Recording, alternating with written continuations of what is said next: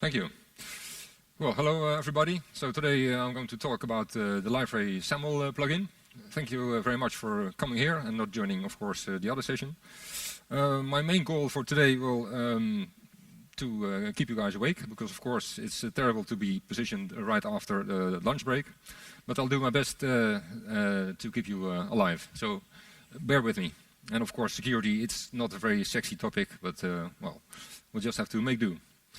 So, setting the scene, what is the business case? Why would you even worry about security? Well, as freelancer, I was hired by government, and their security is a very big issue, especially because they want to give their citizens access to services in a digital way, instead of asking people to fill out forms by hand and mailing them or scanning them and stuff like that.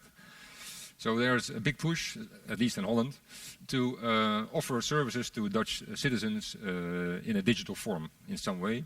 And they even put a date to it, this should be ready by 2017. It sounds far away, but I think it's a very ambitious goal. Now, more specifically, I was hired by the Immigration Services, IND. And as you can see, this guy was already bold before they had a massive influx of refugees from Syria, like we have nowadays. It's the office that is responsible for allowing or denying access to refugees and foreigners to Holland. And well, if you can read Dutch, you can see that this is from their yearly report of last year. They had as a strategic focus to help their clients do their services with IND online. Now, what do they want to offer? They want to offer their clients a way to request a work permit for their foreign staff. So the customers of IND are, for example, big companies like Shell or Tata Steel, who want to have their employees work for them in Holland. They have to apply for a work permit, and this used to be done on paper, and now we are going to build a system which will allow them to fill out the form online. And once filled out, they would like to see the status, if the application has been denied or accepted. And of course, access to this data, which is sensitive, there's privacy data involved, it should be done in a secure way. So that's the business case. I'm going to assume that you know totally nothing about security, so I'm going to start from the ground up. If I explain things that you already know, that's fine. Security, what's it about? So there's two things. We have authentication and we have authorization. Authentication is to identify somebody, to establish that they really are who they say they are. Step one. When we know who somebody is, who they say they are, we can allow them to do stuff. This is authorization. Now, authentication is about, we can do this in Liferay with very simple, just a user ID password combination. But there are other things that you can do in Liferay as well to identify your users. You can use an LDAP store, you can use OpenID, you can even use Facebook accounts. I'm not sure if that's going to be a very viable, secure option, but it's possible. And if you look at authorization, this is something that Liferay is really good at. Roles, groups, permissions. Once you have a user, you can hand them roles. And based on these roles, they will get access to certain parts of your application and be allowed to do stuff. So, yeah, that's actually part of Liferay that I like personally very much, the roles and permissions section based on the user. So that's authorization. So what is the workflow? So this is like a general picture of what happens when you want to identify a user. A user comes up and they want to access our portal, our Liferay portal, and they ask for a certain part of the portal which is restricted. We have told Liferay to restrict certain parts of the portal for only users who are authorized to see it. Now, if we delegate the identification to a separate identity provider, Liferay will then send you the customer through the browser to this identity provider, where they can then log in based on the user ID password combination. And then the identity provider will return the user back to the portal as a authenticated user. So then Liferay will know that the identification has succeeded and that we can trust this user for them being who they say they are. So there are two important concepts here. We have a service provider and identity provider. Service provider in our case is Liferay, and the identity provider could be an external system.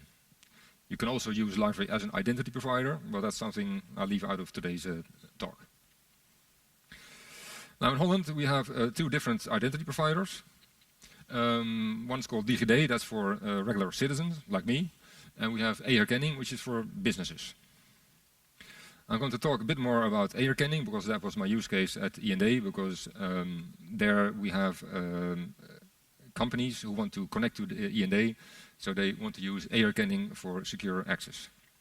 So what is it? So it's a standardized authentication system. It's built by the government in collaboration with private companies.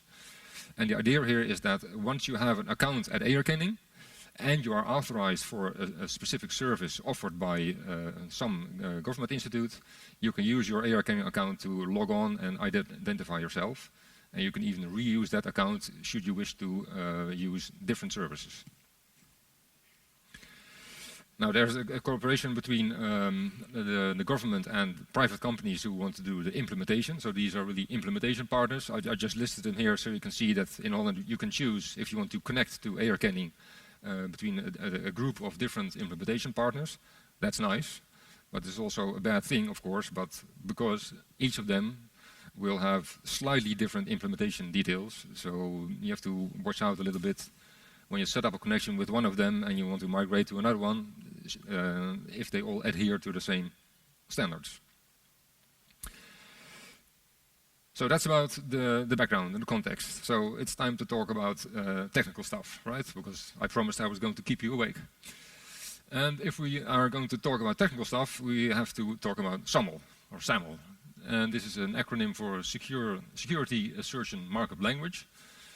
And it's been a standard since quite a long time, more than 10 years. It's XML based, so we're going to pass XML messages back and forth between various systems, and these XML messages are structured according to the standard. And we are going to exchange authentication data. So we're going to request authentication, we're going to respond to it, and in the end, the main goal, or what the main purpose of SAML is well, that's the A in SAML, the assertion. Just like you know assertion from Java programming, an assertion is a given true fact at a certain point in time. And the assertion in this context is an assertion about identity. So an assertion states that you have a certain identity. So XML, here we go. This is the slide with the most detail on it. So if you can read this in the back, you can read all the other slides as well. So hopefully that's good news. This is an assertion, so this is a part of an XML message that you will receive as an end product of logging on to, for example, e-herkenning. Just to highlight a few entries, because I'm not going to read, of course, all of this. It states here the issuer, so that's the party that issued the assertion, and this is based on some kind of identifier. Next we have some information about the person who has logged on, so there's an identifier for this person. And you will notice that nowhere in this message you will see some real personal data in this case. But there must be some kind of unique identifier to uniquely identify the person who logged on for legal reasons, because if we don't have this unique identifier, we can later no longer attribute certain actions that they took in the system to a specific person. So if you see this huge string as a text field, it is EAE, etc. It's called a pseudonym, and it represents a specific person who was logged on. So what else? There's at the end of this assertion we have two attributes. The first one is the service that they connected to, and the second one, this is interesting. This is the so-called entity concern ID, and KVKNR is a Dutch acronym, and it's Kamer van Koophandel. That's in Holland the Chamber of Commerce. So what we get in this attribute is the number that uniquely represents the organization represented by the current user. So this number there, the 3507, that's the Chamber of Commerce number of my current user. So now that we've seen an assertion, we would like to know, how do we get one? Well, actually, this is the most complex part of my talk. How to get an assertion? Well, On the lower part of this screen, you see the browser. So this is where we have our user. And on the upper left, we have our service provider, in this case, Liferay. The user, if you follow the numbers, they access a certain resource. Liferay decides that you're not allowed to see it without logging on. So then we redirect you or present you an HTML form to enter your... no, we send an authentication request in an HTML form. So you don't really see this, but as a user, you are redirected to the identity provider. So this is, let's see, we are now at number 3. Then the identity provider says, oh, we have a new user and they want to log on. That's great. So there we have the user ID password check. The identity provider checks the password against the user. And then they, if your password, of course, matches, we will issue an assertion about your identity.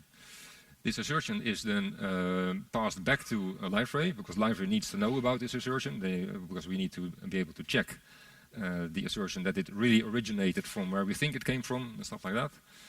And then in the end, once Liferay receives this, this information, the response, the assertion will be in there, and we can store that in the user session and use that for later reference, and we know that this user can be trusted. Is that more or less clear? Okay, so let's make it a bit more complicated, because this is safe and secure, but as you can see, there's some information passing through the browser. Well, of course, we're using SSL, so you can argue that's not much of a problem. But in certain customers, for example, ID, say, well, that's great, but we don't want this assertion to be passed through the browser from one system to the other. So there's an additional level of security that you can use, and that's called HTTP artifact binding. And if you compare this to the previous slide, you can compare this to passing something by value or passing something by reference. And this is passing by reference, because the procedure for the end user is the same. But all the way at the end, we don't pass the assertion back to Liferay through the client browser, but we pass a reference to this assertion. And that's called the artifact. And then when Liferay receives this artifact, there is a server-to-server call from Liferay to the identity provider. And this call says, well, Liferay says, hey, I've got this artifact. Can you please give me the assertion that is connected to that artifact? And this, because this is a server-to-server call, this is completely secure, and there's no chance that the browser will intercept this communication, because it never passes the browser. So this is even more secure. So this is the most secure option of getting SAML assertions. Right, now that's really cool, and it's all based on standards, and wouldn't it be great if we could actually use that in SAML? Well, of course we can do that, because there's a plugin only for enterprise customers. It's a SAML provider, and it's just a plugin that you can drop into your deploy folder, and it will start installing itself. And it's based on an open implementation of SAML. Of course, it's a Java implementation. So the plugin, all it does, the open SAML implementation is included in the plugin, but that's not developed by Liferay. It's an open piece of software, third party. So all the plugin really does is it contains glue code to manage this whole login procedure from out of Liferay based on OpenSAML. Now, what does this look like? Just to give you an example, because it's going to be too far to explain all of this here. What happens here is we're going to set up an authentication request. This is the first request that goes out from the client browser to the identity provider to request authentication. And you can see that it contains a nice API, the OpenSAML API, to construct an authentication request. And what you can see here, let's see if my identifier, yes, if you see a red dot, yeah. So here you see what I refer to as a glue code. We're getting a company ID from a portal util. Of course, this is a Liferay class. Because connected to this company, we will get information about the connection with the identity provider. This is something that's stored in our database, so it has to be connected to our current company ID. And as we all know, each invocation of any service in Liferay will have to have a company ID. So what happens here is the parameter force authentication is set on this authentication request. So that's the end result of this code. Force authentication has to do with single sign-on. So this is just to give you an example of what your code looks like if you want to implement this stuff. So what happens if you deploy the SAML plugin into your Liferay installation? So this is a 6.2 installation, Enterprise Edition. And if you notice on the right-hand side, we've got an additional entry. And we see here SAML admin. So in the control panel, we will be able to configure our plugin. That's nice, but this is not the whole story. Because if you want to set up all this stuff, there's much more to it than just deploying the plugin and get ready. Because we're talking about security here, and then sooner or later you're going to have to mention certificates. So we need our own certificate, our own encryption certificate to sign the messages that we're going to send. And well, just as a certificate 101, in your certificate you're going to have a private and a public key. And because we are going to configure our connection to a certain identity provider at the identity provider end, you also need to send them our public key, so they will be able to decrypt messages that we have encrypted at our end. And the reverse is true as well, so if the identity provider wants to return a message back to us, they will use their certificate with their public key and their private key, and of course we will only get their public key. So there's an exchange of information from our public key to the identity provider and the public key of the identity provider back to us. Great, so we know this. What is the implementation effect of this? Well, of course, that's the portal X properties. This is where we have to specify where we have stored our certificate. Certificate means that we need to store it in a key store, so you have to do some OpenSSL commands to create your key store and configure Liferay to also use that key store. We have to mention here what is the entity ID of our connection. And so this is something that you have to put in your properties file to make that work. Then we get, when your certificate is ready and it's defined in Liferay and Liferay has found it, on the first tab of our SAML plugin admin, we will see at the bottom that it has actually picked up the certificate and that your configuration is okay, so that's nice. You can see at the top, at the enabled checkbox, that it's already up and running. This is an important checkbox because once you press the checkbox and everything is fine, then it's automatically activated for your entire portal.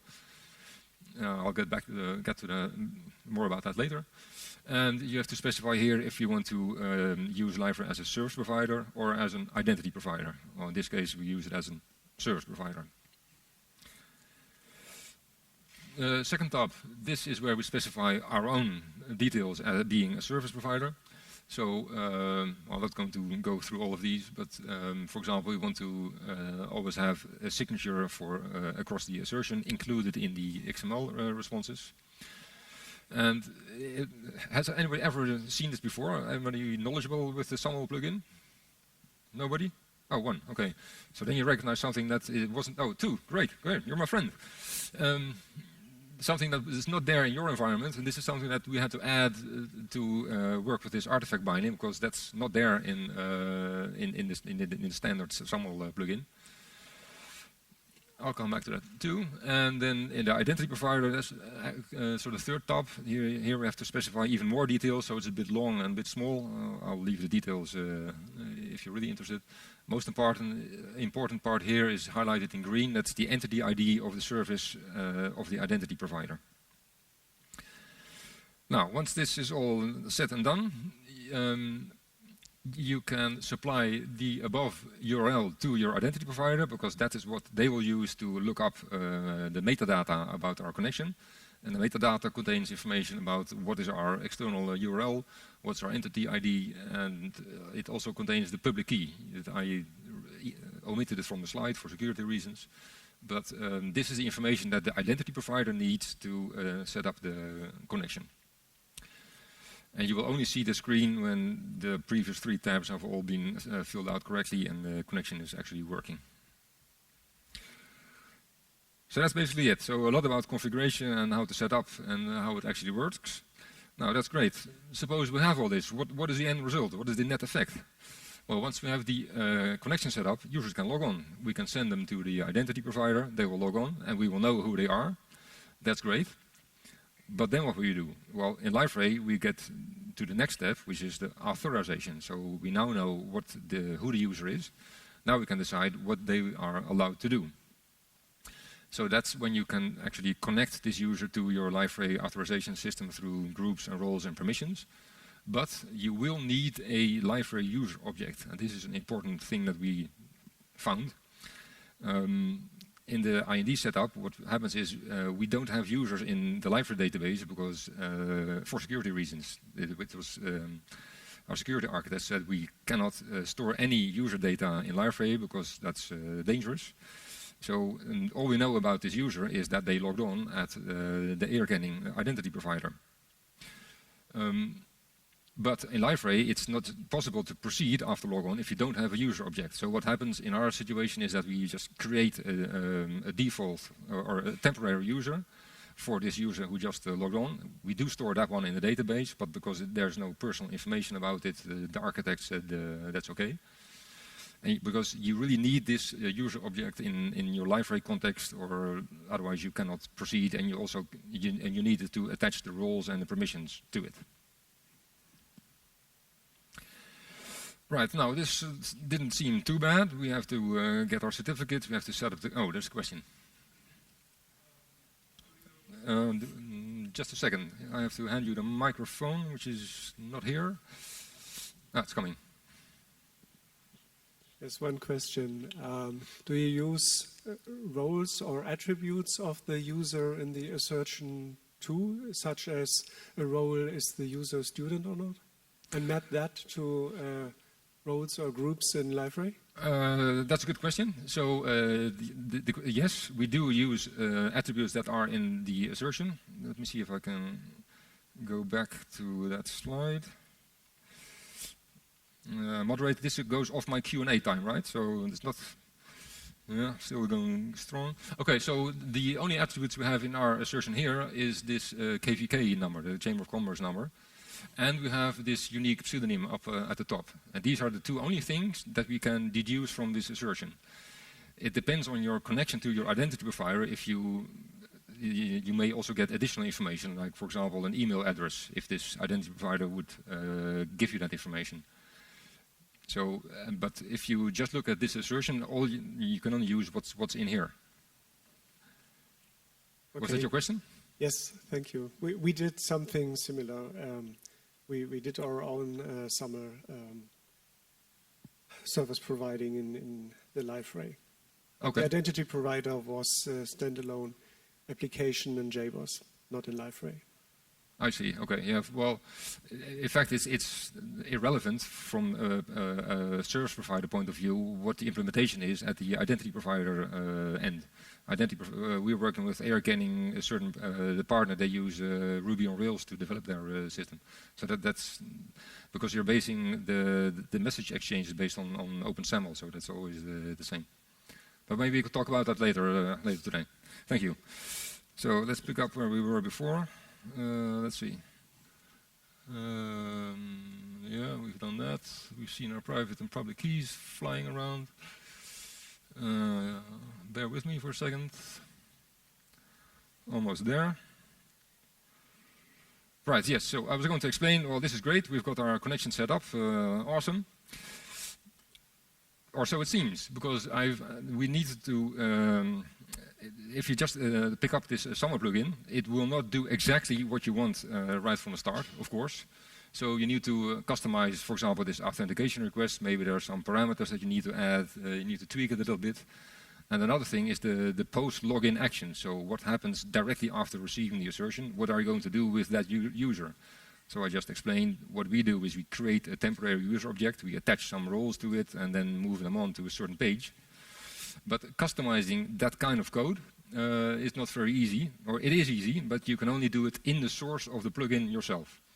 Well, as Liferay developers, this is a way of working that we are used to, but I think it's too bad that there's not more possibility to tweak, especially the messages that are sent back and forth. So, but the nice thing, of course, is it's an enterprise plugin, so you can just ask Liferay to send you the sources, and then you can start really working on it. So there's a few limitations of the plugin next to the good stuff that I already mentioned, which is to allow you to set up this connection. So the customization is, you can do some customization, but I don't think it's enough. The other thing is that there's no support for multiple IDPs. So way at the start, I said we have two IDPs in Holland, one for companies and one for citizens. It's not possible to define two different connections with the same plugin. This is, of course, a drawback, because next year, of course, the ENA will ask me to also allow citizens to get their permit information. But I've been told that that's on the roadmap, so bear with Liferay. The other thing is that once activated, it applies to all your private resources. And this is something you have to think about. So once you press that enable and ready checkbox and you press save, it means that all your protected resources will redirect you to your identity provider, even if you are an admin user. So what we needed to do is we defined a specific URL. And on that URL, we had a different login box, which allowed you to log in directly into Liferay and to bypass this identity provider mechanism. But the first time, you would just activate it and you go, oh, great, I would like to deactivate it now. And you can't, because you cannot log on anymore. So something to keep in mind. And one thing that's really bit us is the fact that it doesn't have HTTP artifact binding. So the second slide I showed you about all the message flow. The most secure version, which is important for my customer, is not supported by Liferay, which is too bad, because well, the reasoning for Liferay was that not enough customers have asked for it. Okay, fine. So, but this wasn't enough. So I looked around a little bit and I found some classes somewhere in some forums that helped me achieve it by customizing or adding it to the sources myself. And so now we do have it, and then I submitted it back to Liferay, and we're now negotiating with Liferay about the terms and conditions on how to do that, because my customer would really like Liferay to include this artifact binding by default in the plugin, instead of the situation where we have to maintain it ourselves now. So we made it possible, but it's not yet in Liferay itself, and I've been assured that once Liferay 7 is ready, we will do it. So there's still hope. So our status at my customer is, so we're still in the testing phase, but we're almost done testing. Actually, this week is acceptation testing, and we're going to go live this month with this setup. And this will mean for our business customers that they will be able to apply for their work permits online and then see the status of their applications through the portal, which is nice. And this will be the first step in a big roadmap of more functionality that we will add later on. Let's see. Yeah, so we are talking to Liferay about adding this artifact binding. We do still have some questions about more complicated scenarios. For example, we have, if you want to come to work in Holland as an au pair, to be in a family and help the kids, there are agencies that help you get a work permit as an au pair. But they will have a different kind of authorization than other companies, and they will work with so-called delegated authorizations. And this will be a more complicated thing that we still need to find out in practice how that will work. And of course, once you go live, all unexpected things will happen. So maybe next year I'll tell you more about what happened the day we went live and everything crashed. I don't know. That's it for today. If you have any questions, feel free to. We probably have to cut the questions a bit short, maybe 2 minutes. But Willem will be around this afternoon and tomorrow, I think. Yeah. I've got my hat in my bag, but I'll wear it so you can recognize me. Yeah. Okay. So one question. Hi. So basically, you get a single sign-on with SAML. Yes, if you want to have a summary of my presentation, then that's it. Yeah. Okay. Why I'm asking this, because we had a similar request, but we also had a request to implement single sign-off, meaning when somebody else log out from another service provider, that is translated to our application, our service provider, which, by the way, wasn't Liferay. Mm-hmm. So I was wondering if you perhaps had that requirement that you should support also single sign-out? Well, this AR-canning standard in Holland, it also includes single logout. And it means that actually we have this situation because we have a portal, but next to it, our form editor, or form application server, is separated from our Liferay instance. So we have Liferay and we have the form editor, and you need to be authenticated in both of them. So what we do is we first log on in the portal, then we redirect the user to the form environment. And there it's of course a different service, but because we use single sign-on, the user doesn't need to log on for the second time. But AR-canning will still remember that it was still you. And when you log out from there, you will also be logged out as far as Liferay is concerned. Except that it's only one way. You can only notify the identity provider that you are logged out, but the identity provider will of course not notify the other service providers that you've logged out. So that's a bit of something that you have to look at. Okay, thank you, Willem, for a very interesting talk. Yeah, you're welcome.